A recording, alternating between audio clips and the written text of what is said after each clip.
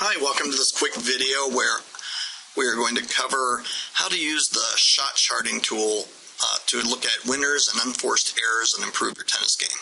My name is Ron McDaniel with the Worldwide Tennis Association. This is a free download. You can visit the site at www.ta.today, and that will take you to where you can sign up and get this in case you're seeing the video but don't see the download. Basically, it's meant to be used for one match or even just one set to kind of assess where your strengths and weaknesses are and know what to go back and work on. There are a lot of tools for iPad and tablets that you can do this, but a lot of times they're too complex and it's easy to get lost in them and end up with nothing that's usable at the end.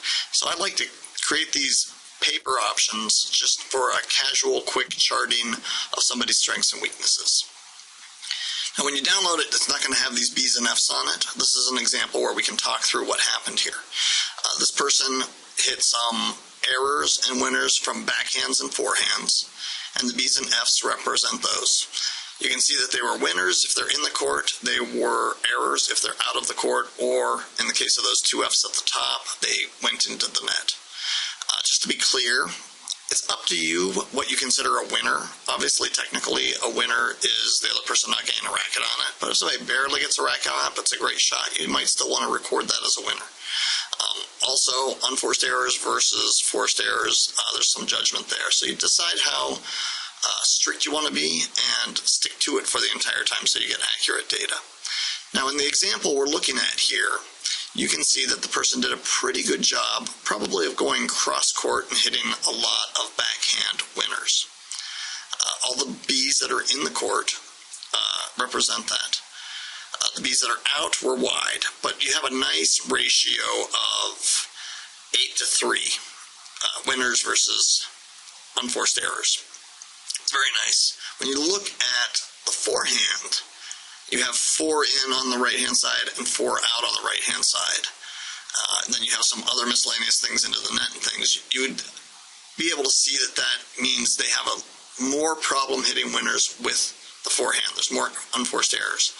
Now, there's always the chance that you're hitting lots of great forehands, and your opponent is also just really good at returning them on that side.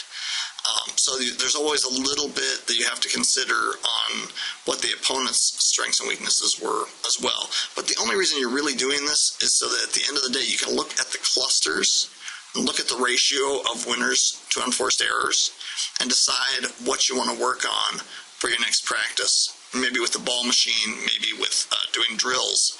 But this is really critical because it can really surprise you when you see this sheet at the end.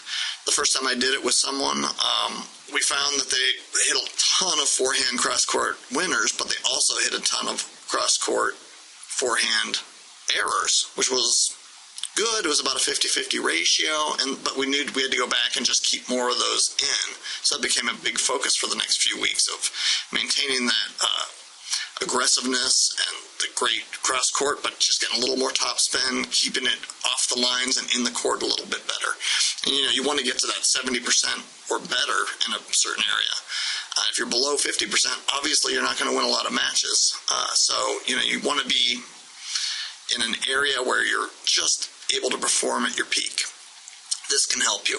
This is just one of many charts we offer. If you go to the site, you can download other ones as well, but I just wanted to quickly talk about how to use this and how to kind of look at it afterwards to decide what you want to do to improve your tennis game. Thanks for visiting.